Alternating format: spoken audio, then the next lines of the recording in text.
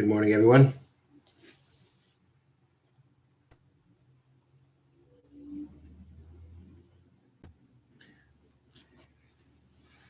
Morning again.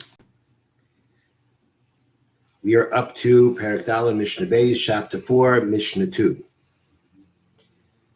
Okay, now we have been discussing the different things that are Kaveh L'Maiser, that set the Maiser obligation to produce to the point that now you cannot snack on it anymore.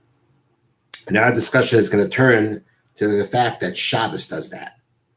And I want to read to you here for the quick introduction that the art scroll has. Another of the things that sets the Meister obligations and prohibits snacking is Shabbos. Since there is, now we're not going to explain what is it about Shabbos that sets the Meister obligation. Since there is a mitzvah to enjoy the Shabbos with special food and drink, anything eaten on Shabbos is considered more important, even something eaten as a snack. It's all a mitzvah. It's all a mitzvah of enjoying Shabbos. Onik Shabbos. The rabbis therefore decreed that once Shabbos begins, any produce that has not yet had its meiser separated becomes set for meiser, forbidden to be eaten as a snack. Okay, so that's the understanding behind this.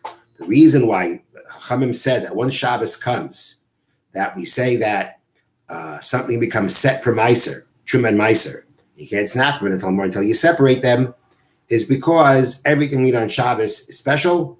It has importance to it. And something that has importance to it is something that the sages felt should set the Meiser obligation. So now the Mishnah says, these children who set aside or hid in a field some figs to snack on for Shabbos. That's what they did. They didn't bring it into the courtyard. They didn't bring it into the house. If they would have, the courtyard in the house would have already set the Meiser obligation. We don't want that to happen. We want Shabbos to be what does that. So therefore, the case is here that these children wanted to snack on it. They left it in the field to be able to snack on it for Shabbos. But they forgot to ask. They forgot to tithe it. They forgot to separate Shemus and Maisris. Now, they themselves cannot do that. As Katanim, as minors, under Baras Mitzvah, they cannot do that. Because they forgot to separate Maisris, means they forgot to ask their father to do so. Forgot to ask an adult to do so. All right, so what happened now is that they set aside these figs for Shabbos. They forgot to ask their father to Meiser. And then Shabbos comes. Lo ye'achlu motzei Shabbos ad sheyasru. These cannot be eaten even as a snack after Shabbos, even after Shabbos, until Shemus and Meiser are separated.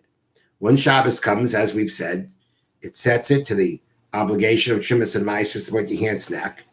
So you can't snack it on Shabbos, you can't snack it after Shabbos, because it's already Kavula Meiser. And therefore, even if you want to snack from it, you have to separate Shemus and Meiser. However, what's important to point out is that it says they cannot be eaten after Shabbos, and understandable on Shabbos itself, because Shabbos is what's setting the Meiser obligation. But if they would run out to the field and decide to eat and snack on it before Shabbos, they could, because it hasn't been Kavula Meiser. It hasn't been set for Meiser. So before Shabbos, they would be able, it's still out there in the field. It wasn't brought into the house or the courtyard. It's not set for Meiser, and therefore they could snack on it before Shabbos. Now the Mishnah continues. Kal Kalas Shabbos, a basket of, let's say, figs or whatever it is that were set aside for Shabbos. Beis Shammai Paitrin, Beis Shammai exempt this from Shemus and Maisris. Beis Hillel Machayvin, the Beis Hillel, the house of Hillel, the yeshiva of Hillel, the academy of Hillel, they obligated. So Beis Shammai, the house of Shammai, the academy of Shammai, said you're exempt. It's not Shabbos yet. That's what we're talking about. It's fruit that has been set aside for Shabbos, but it's not Shabbos yet. So Beis Shammai say it's not Shabbos yet. You don't have to separate Shemus and Maisris from it. Beis Hillel say that once it is designated for Shabbos, that's enough to set its obligation to Shemus and Maisris so that you can't snack. Now, what's important to point out is that, or to ask, is okay. So here, where we have this basket that's been set aside for Shabbos, and it's before Shabbos, Beis Hillel say you can't eat Shemus and Maisris from it. How about before, in the case of the children? or the children set it aside, and they set it aside before Shabbos, for Shabbos, does it have the same din? Would Beis Hillel say even there that you can't snack from it until you separate Shemitz and Maasros? And the commentaries explain that there's a difference. The difference is that this basket of Shabbos was set aside by an adult. Something you set aside for Shabbos, you're not going to change your mind and use it before Shabbos. That's not the typical. And therefore, being that Shabbos sets the Maasros obligation, and this has been designated for Shabbos, it's going to not be used before for Shabbos. It's going to be set for Shemitz and Maasros. But that's only because we're dealing with an adult who, once they set it aside, aren't going to change their mind. The children, on the other hand, because they are children, would change their mind.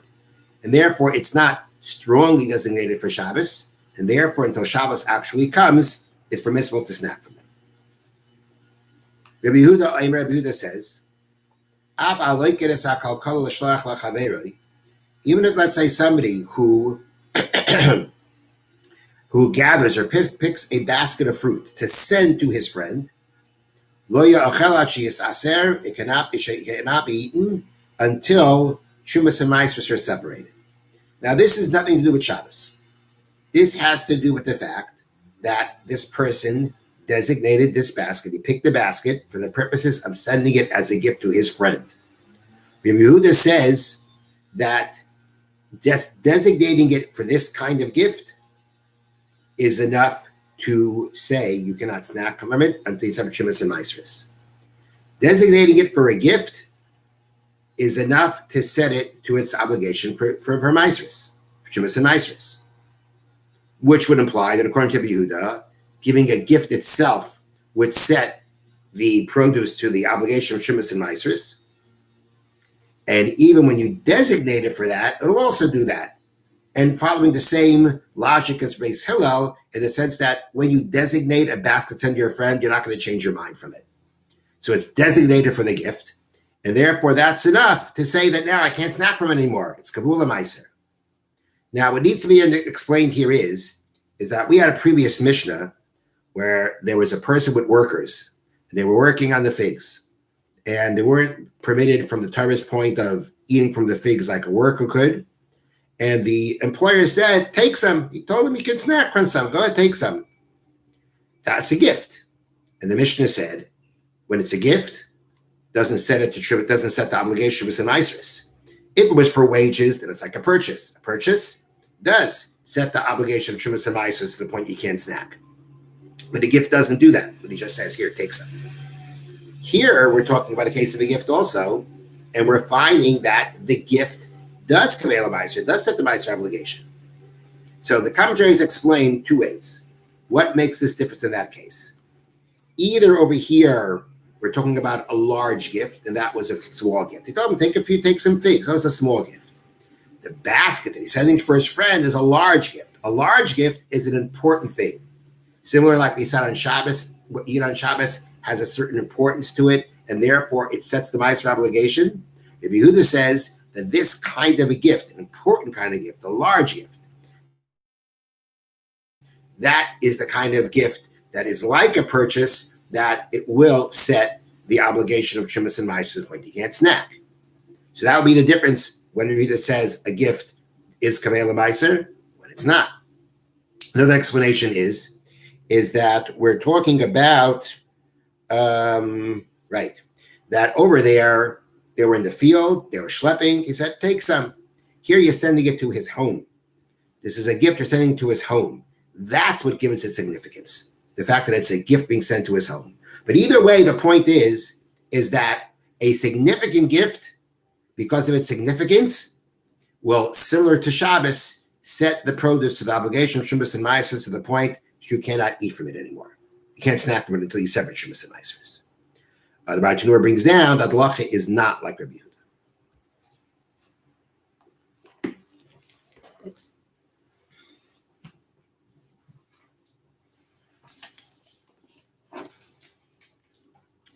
Before we do the laws of Lashon Harah from the Chavetz Chaim, I just want to point out, I don't know if how many of you are, let's say, following inside in the actual book itself.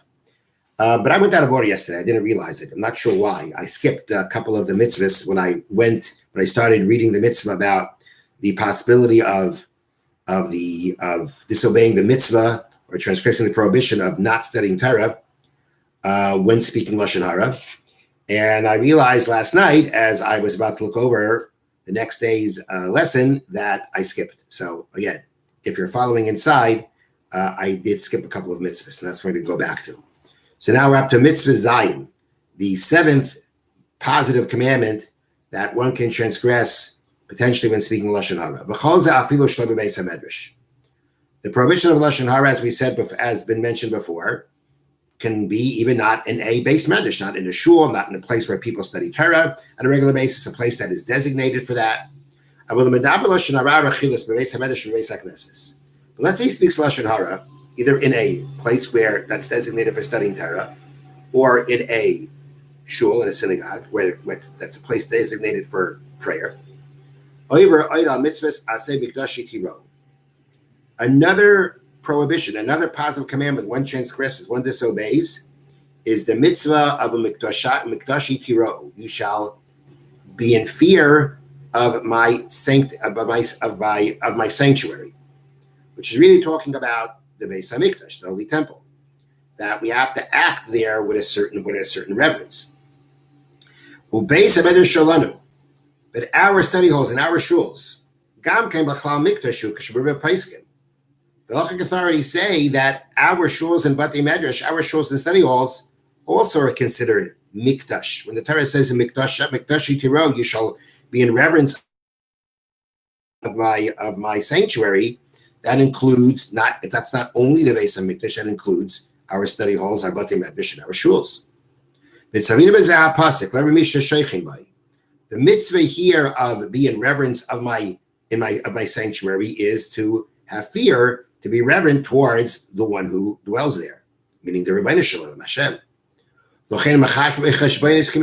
Therefore, a shul is not a place to make calculations unless they are involved in the purpose, that's for the purpose of a mitzvah.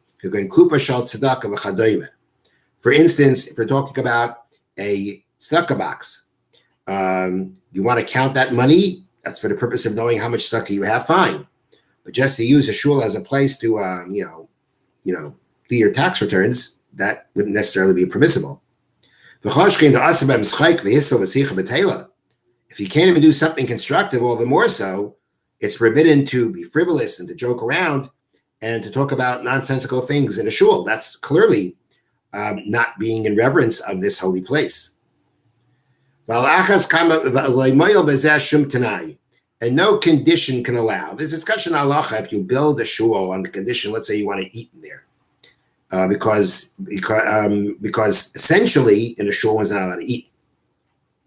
If you build it on the condition that you should be able to eat in it, then it's possible that it can help. Which is why nowadays there are certain shuls or places that are designated for studying or for learning that we still eat in there. Well, but that's not going to help you to be able to just to fool around in shul. All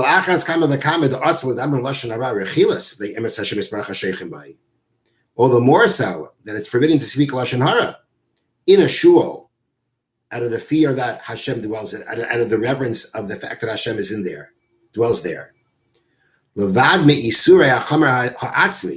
Other than the serious sin of Lashon Harah itself, just the mere fact that you're speaking Lashon Harah, you're basically doing a sin in the shul where God rests his divine presence. And if now you speak Lashon Harah there, that means you're showing that you don't believe Hashem is resting his divine presence there, because if you did, you wouldn't be speaking Lashon Harah there. And therefore, you basically have the audacity, the chutzpah, to speak in the house of the melech in a way that the king doesn't want. Why? Because in your mind, he's not there. Even those who study Torah on a regular basis in the Beis Medrash, the Shulchan Aruch says that these people are allowed to eat and drink in the shul.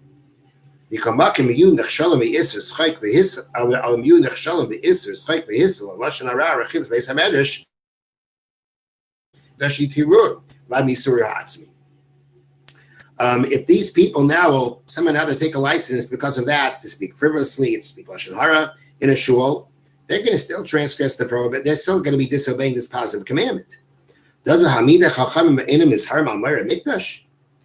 these Torah scholars, these people who sit and study in the Beis Medrash regularly, are they exempt from the mitzvah of being in reverence of my sanctuary? The